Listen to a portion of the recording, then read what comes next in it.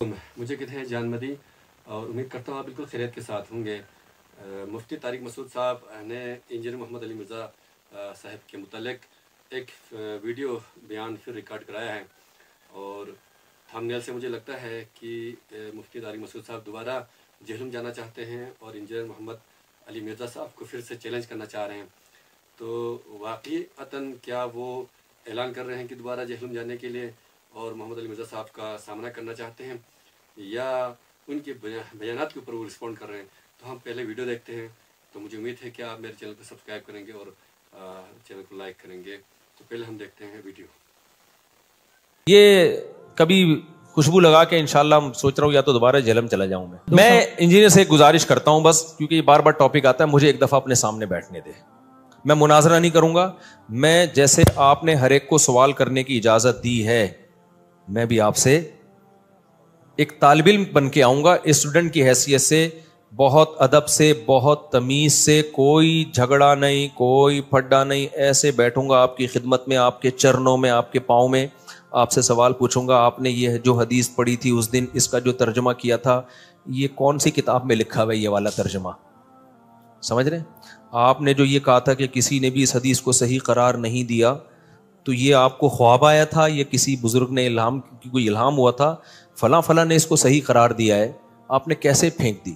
آپ نے جو اس دن یہ کلپ میں فرمایا تھا کہ یہ علماء دیوبند کا گڑھا ہوا عقیدہ ہے، تو یہ تو ہزاروں سال سے یہ عقیدہ چلا آ رہا ہے، تو گڑھا ہوا تو وہ چیز ہوتی ہے جو ایجاد کی ہو، تو یہ آپ نے کیسے بہت لمبی، یعنی بہت تمیز سے نا، پھینکنا کا لفظ استعمال کروں گا کہ اتنے سوالات ہیں نا، بے ہوش نہ ہو جائے نا، میرا نام بدل دینا، بھاگ جائے گا۔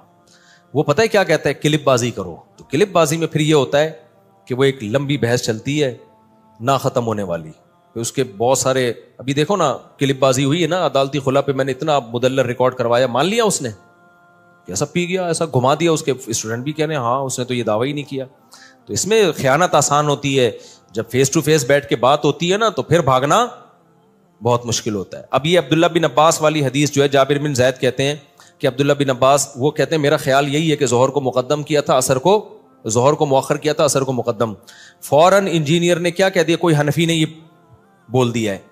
تو میں جب سامنے بیٹھا ہوتا میں کہتا ہے kindly excuse me sir please, ہم اسکول میں تھے نا، ایکسکیوز می، ایسے اپنی مس کو جب ہم نے کو پوچھنا ہوتا تھا نا، میس، ایسے ہم وہ دیکھا 50-50 میس، میں کہتا سر پلیز، پھر میں کہتا سر یہ حنفی کا الزام غلط ہے اس کے اوپر، یہ عبداللہ بن عباس کا شاگرد ہے یہ، اور نسائی میں تو خود عبداللہ بن عباس سے منقول ہے یہ، لیکن چلو اس میں اضطراب ہے، اس میں بعض لوگ کہتے ہیں عبداللہ بن عباس کی طرف اس قول کی نسبت درست نہیں ہے۔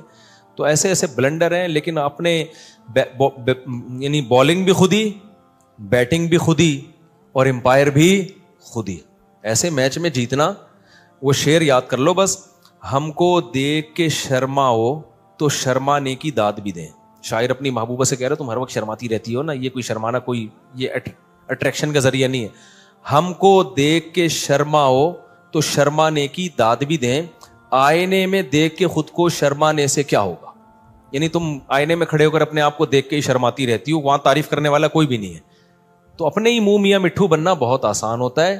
کبھی خوشبو لگا کے آپ انڈا موڑ آؤ، ہمارے سامنے بیٹھ جاؤ یا ہمیں اپنے سامنے بیٹھنے دو، پھر ہم دیکھیں گے ان تلوں میں تیل کتنا ہے، کتنا علمی کتابی ہے۔ دیکھیں اسلام میں 5 نمازوں کا مطلب ہی 5 وقتوں پر ہے، ایک وقت میں 2 نمازیں ایک ہی کہلاتی ہیں وہ، کیونکہ کوئی ٹینشن تو ہوئی نہیں نا پھر اس میں، تو 5 نمازوں کا مطلب 5۔ اور حدیث جبرائیل میں بھی ہے کہ نمازوں کے اوقات نبی صلی اللہ علیہ وسلم نے بتائے ہیں، ایک نماز دوسری نماز کے وقت میں داخل نہیں ہو سکتی۔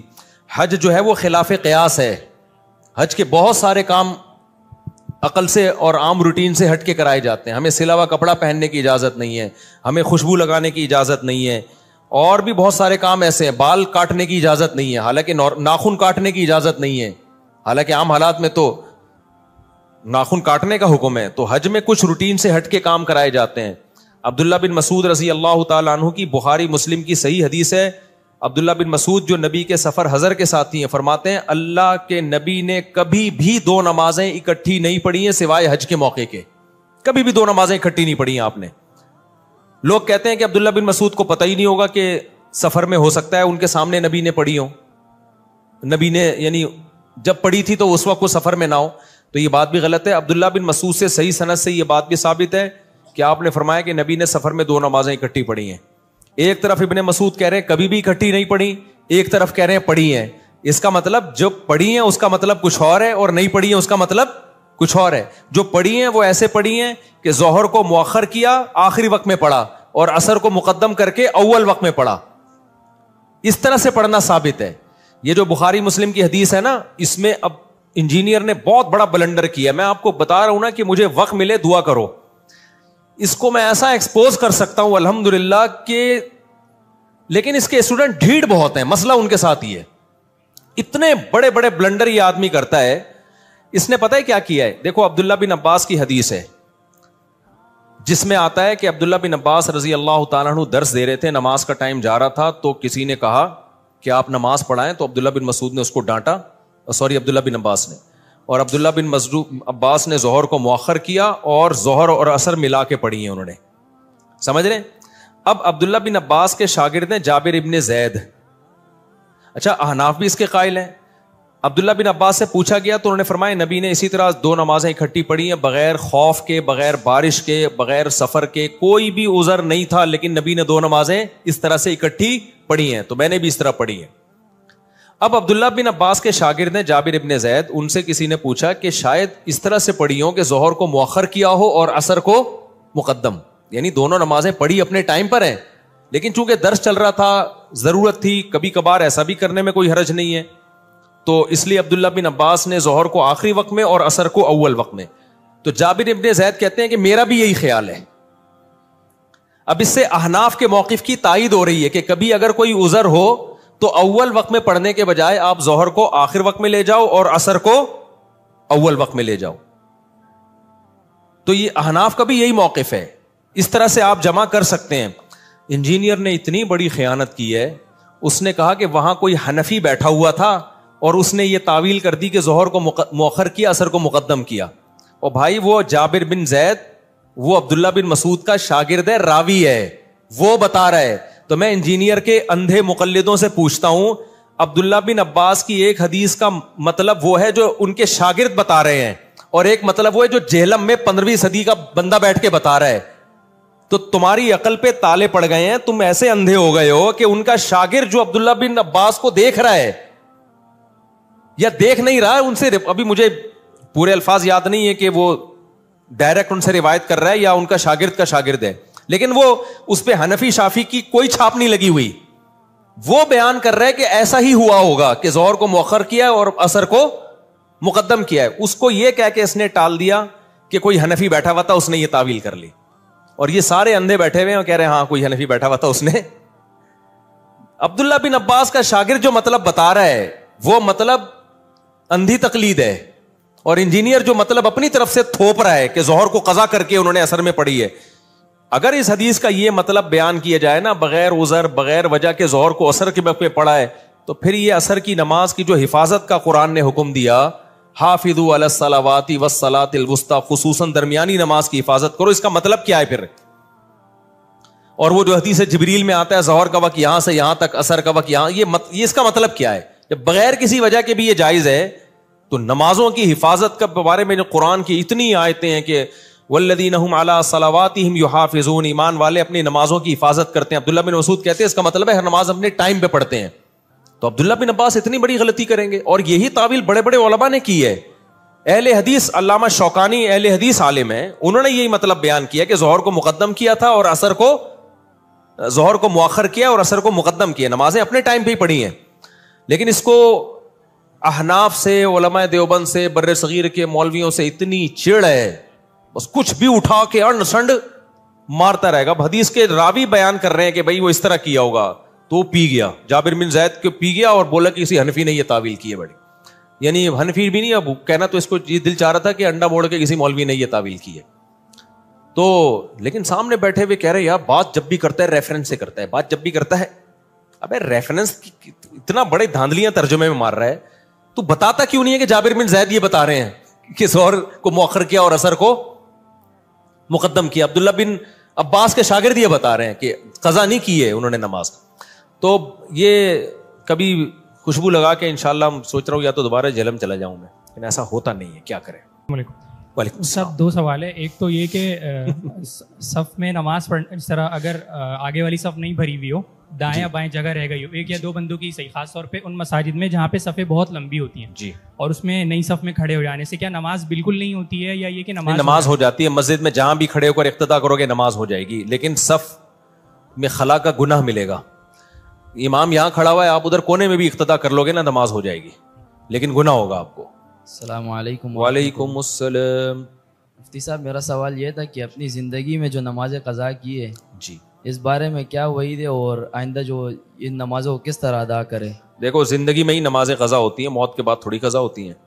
جو بھی زندگی میں نمازیں قضا ہو گئی ہیں، ایک نماز کا قضا کرنا اکبر الکبائر ہے، کبیرہ نہیں ہے، اکبر الکبائر. کبائر میں بھی سب سے بڑا گناہ ہے، اتنا بڑا جرم ہے نماز کا قضا کرنا. تو نماز ذمے سے ساقط نہیں ہوتی. ہاں کوئی کافر مسلمان ہوا ہے تو اس پہ تو نماز پہلے لازم ہی نہیں تھی نا، لہذا وہ اس دن سے شروع کرے گا. مسلمان جو تھا اس پہ تو جب سے بالغ ہوا ہے نمازیں اس کے ذمہ لازم ہے، تو وہ لوٹانا اس پر لازم ہے. لوگ کہتے ہیں قضاء عمری کی دلیل کیا ہے، ان سے پوچھا جائے نہ ہونے کی کیا دلیل ہے. حدیث میں آتا ہے دین اللہ احق ان یقضی، اللہ کا قرض اس بات کے زیادہ لائق ہے کہ اس کو ادا کیا جائے. تو اس میں توبہ بھی کرے اور قضا بھی پڑھ لے. السلام علیکم. وعلیکم صاحب السلام. میرا ای کامرس کا بزنس ہے، تو پاکستان سے پروڈکٹ باہر بھیجتے ہیں، یو ایس، یو کے، کینیڈا نا. تو اب پاکستان میں پیمنٹ اویلیبل نہیں ہے، پیمنٹ پلیٹ فارم لائک پے پال، اسٹرائپ اویلیبل نہیں ہے. تو باہر ہمارا فرینڈ وغیرہ ہے جس کے ڈیٹیل کے اوپر اکاؤنٹ بنایا ہوا ہے، جس کی ڈیٹیل پہ اکاؤنٹ بنایا ہوا ہے. تو اس سے بنانے سے پہلے پرسنٹیج ڈسکس کی کہ 15% ہم آپ کو پے کریں گے جو بھی ارننگ ہوگی اس کے اندر. تو اب جو بھی ارننگ آتی ہے تو اس کو 15% پے کرتے ہیں. تو یہ سود میں کے زمرے میں تو نہیں ہے؟ یعنی اس کا اکاؤنٹ آپ استعمال کر رہے ہیں؟ جی بالکل. اس کے اکاؤنٹ میں پیسے آتے ہیں جی، اور وہ اپنا اکاؤنٹ استعمال کرنے پر آپ سے جتنی بھی ٹرانزیکشن ہوگی اس کا 15% لیتا ہے پر ٹرانزیکشن. یہ آپ نے اس کو قرض دیا ہے اور آپ اس کو قرض دینے کا ہی سود تو نہیں ہے، یہ سود نہیں ہے کیونکہ سود تو کہتے ہیں قرض دے کے نفع حاصل کرنا. ٹھیک. تو آپ نے تو اس کو اس کے اکاؤنٹ میں گویا اگر اس کو ہم قرض بھی سمجھتے ہیں نا، قرض دے کے الٹا اسی کو 15% دے رہے ہو آپ، تو یہ سود میں نہیں آتا. باقی یہ کہ یہ شرعاً جائز ہے یا نہیں ہے، تو دیکھیں اکاؤنٹ استعمال کرنے کا متعین پیمنٹ ہونی چاہیے. یہ جو پرسنٹیج کے حساب سے کر دیا نا، پرسنٹیج کے حساب سے جب پروفٹ ہوتا ہے جب ایک کی محنت ہو اور ایک کی انویسٹمنٹ ہو، تو یہ تو مزاربت بھی نہیں ہے اور مشارکت بھی نہیں ہے، یعنی دونوں کی پیمنٹ بھی نہیں ہے کہ اس میں ہم شرکت کوئی کاروبار ہو رہا ہو پیمنٹ ملا کے، نہ مزاربت ہے. تو محض اکاؤنٹ استعمال کرنے کا ایک متعین کرایہ آپ اس کو دے سکتے ہیں. تو اس کو اس طرح سے کہہ کریں کہ بھائی میں آپ کا اکاؤنٹ استعمال کروں گا، اس کا اسپیسیفک میں اتنا رینٹ دیا کروں گا آپ کو. اور سب دوسرا سوال یہ ہے کہ جس طرح سے بات کی جاتی ہے کہ ریاست کے ساتھ جو ہے نا وہ ایک تعمیری رویہ ہونا چاہیے، مطلب بغاوت کا یا جھگڑے کا، فساد کا نہیں ہونا چاہیے. جی البتہ احتجاج کرنے کا حق ہے.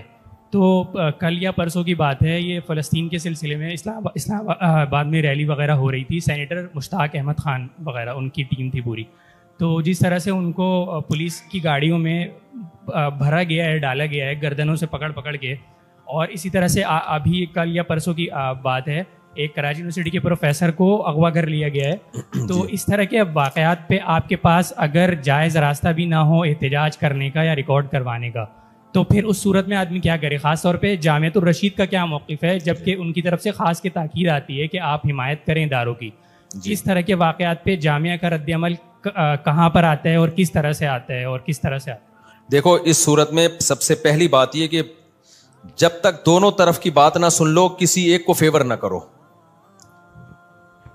جب تک دونوں طرف کی بات نہ سن لو، کسی کو اٹھایا، گرفتار کیا، ریلی پر پولیس نے مقابلہ کیا کیا، آپ جا کے پہلے پولیس سے بھی ملو، یعنی جس نے پولیس کو آرڈر کیا نا اس سے پوچھو آپ نے کیوں کہا ہے.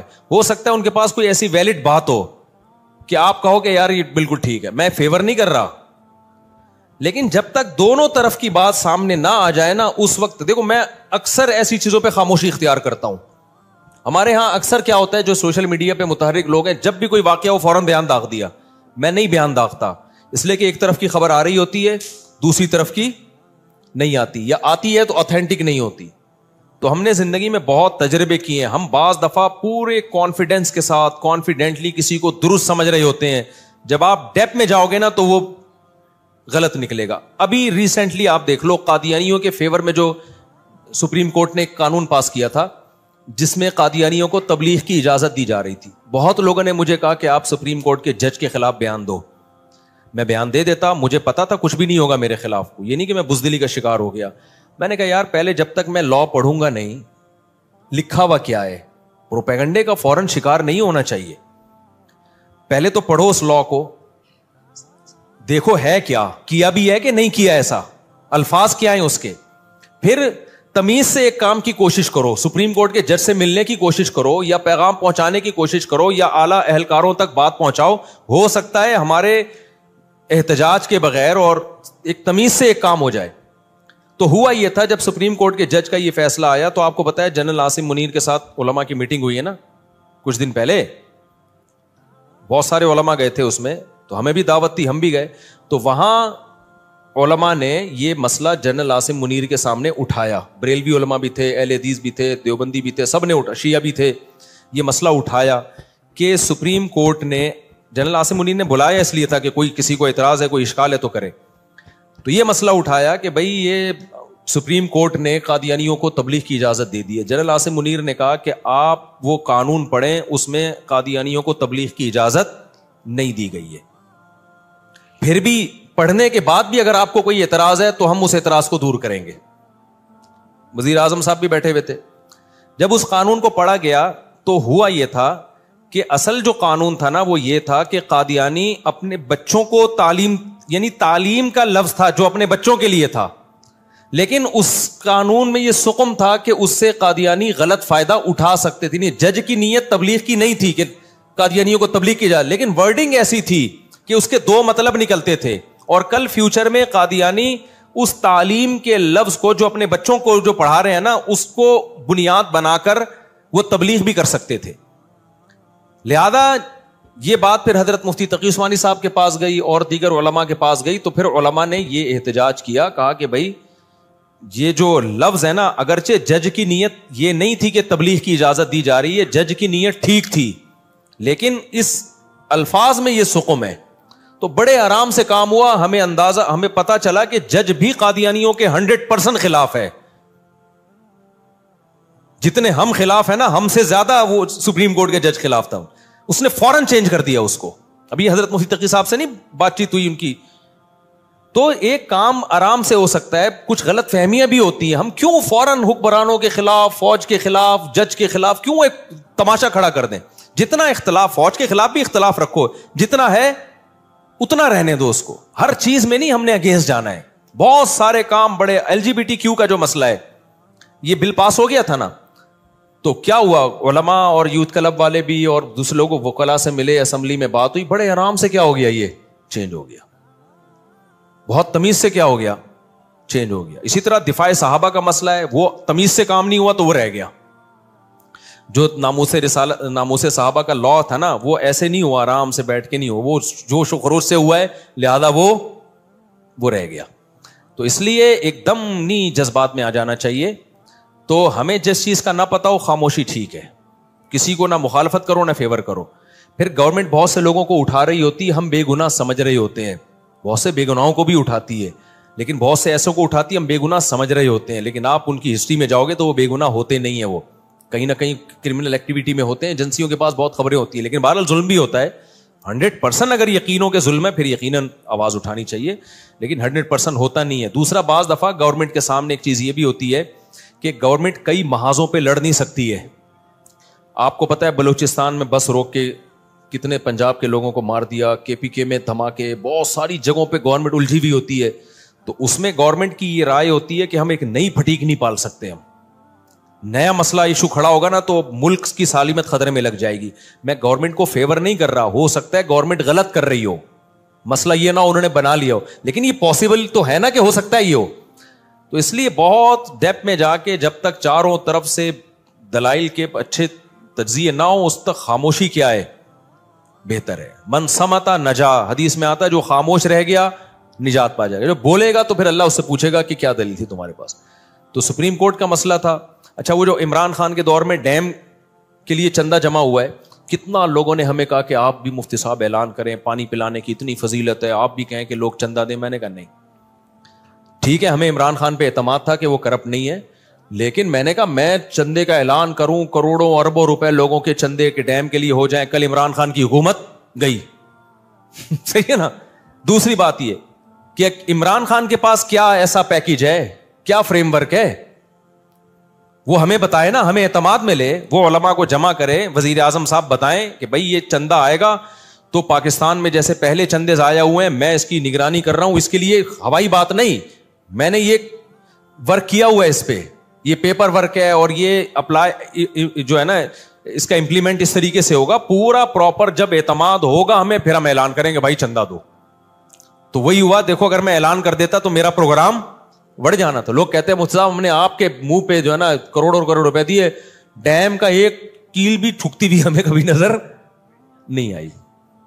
اب اس میں عمران خان کا قصور تھا یا آرمی چیف کا قصور تھا, وہ ایک الگ بحث ہے, وہ ایک نیا دلدل ہے, لیکن ڈیم بہرحال نہیں بنا اور لوگوں کی رقمیں ضائع ہو گئی.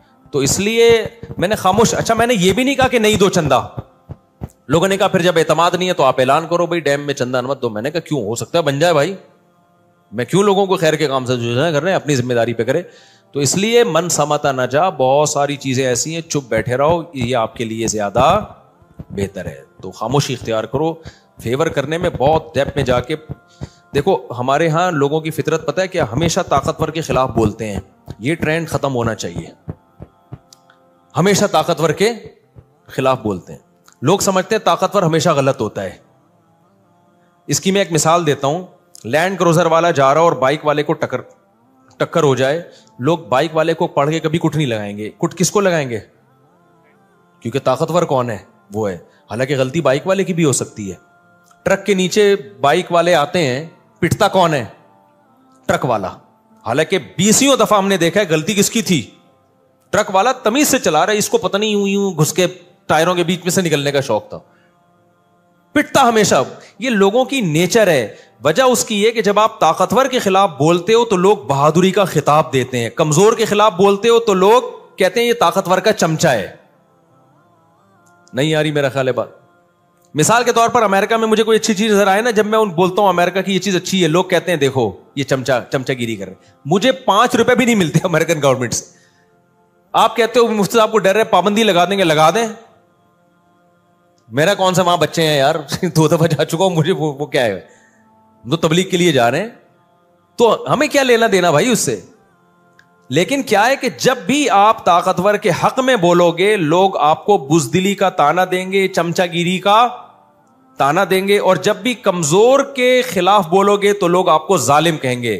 تو آپ نے یہ نہیں دیکھنا کہ طاقتور کون ہے, حکومت میں کون ہے, کمزور کون ہے, نہ, آپ نے ہمیشہ دیکھنا ہے حق پر کون ہے. اگر ٹرک والے نے بائک والے کو ٹکر ماری, غلطی بائک والے کی ہے, تو پٹے گا کون, بائک والا پٹے گا, لینڈ کروزر والا نہیں پٹے گا. سمجھ رہے ہو, ہمیشہ ساتھ کس کا دینا ہے, حق کا ساتھ دینا ہے. اگر حکومت صحیح. جناب یہ تھی ویڈیو, آپ نے پوری ویڈیو دیکھی ہوگی. محمد علی مرزا صاحب کے سامنے بیٹھ کے وہ کہہ رہے ہیں کہ میں بڑا ادب سے میں بیٹھوں گا, ان کے چرنوں میں بیٹھوں گا, اور میں ایک اسٹوڈنٹ کی طرح بیٹھ کے میں آپ سے کچھ سوالات کروں گا. تو یہ جو علمی جو باتیں ہیں, جو بیانات ہیں, ان کا سلسلہ چلتے رہنا چاہیے. اس سے کیا ہوتا ہے کہ ہم لوگوں کو بھی بہت سارے اس سے فیض حاصل ہو جاتا ہے, ہمیں بھی علم حاصل ہو جاتا ہے. تو ہم بطور ہم مسلمان, ہم اپنے آپ کو مسلمان ہمیں کہنا چاہیے کہ یہ حنفی, شافی, مالکی, یہ بڑے بڑے علماء تھے اس وقت کے, فقہی علماء تھے. تو انہوں نے اپنے دور میں انہوں نے کام کیا ہے, ہم لوگوں کو راستہ دکھانے کی انہوں نے کوشش کی ہے. تو یہ سارے قابل عزت ہیں ہماری طرف سے. تو ہم کسی ایک فقہی امام کو پکڑ کے ہم نے کہنا کہ باقیوں کو ہم نے ماننا ہی نہیں ہے, تو یہ میرے خیال میں یہ کوئی کچھ زیادتی ہوگی. ہمیں جن لوگوں نے بھی اسلام کی خدمت کی ہے اپنے دور میں, تو انہوں نے اس لیے نہیں کیا کہ میرے نام کے ساتھ کوئی الگ فرقہ بن جائے. اس کوشش میں تو انہوں نے لازماً ایسا نہیں کیا ہوگا. یقیناً انہوں نے اسلام کی خدمت کرنے کی کوشش کی ہوگی. اور جنہوں نے بھی فرقہ لکھا ہے, انہوں نے سارے مسلمانوں کو ایک ہی طریقے بھی جمع کرنے کے لیے اپنی طرف سے کوشش کی ہوگی. تو آج ہم فرقوں کے اندر بٹے ہوئے ہیں, اور ہم نے علماء کو بانٹ لیے ہیں کہ یہ ہمارے علماء, یہ آپ کے علماء. تو میرا خیال ہے کہ سارے علماء جن کے پاس علم ہے, جو دین کی باتیں کرتے ہیں, حدیث کی باتیں کرتے ہیں, قرآن کی باتیں کرتے ہیں, یہ سب ہمارے ہیں. اور ہمیں ان سب کا احترام کرنا چاہیے، عزت کرنی چاہیے، اور ان سے جو ہم اٹھا سکتے ہیں ان سے علم ہمیں اٹھانا چاہیے. تو یہی کچھ باتیں ہیں ہماری. تو انجینئر محمد علی مرزا صاحب ہوں یا مفتی طارق مسعود صاحب ہوں، دونوں ہمارے لیے قابل عزت ہیں. تو ہم ان سے سیکھنے کی کوشش کرتے ہیں. تو مجھے امید ہے کہ آپ لوگ میرے چینل کو سبسکرائب کریں گے اور میرے چینل کو لائک کریں گے، مجھے سپورٹ کریں گے. اللہ حافظ.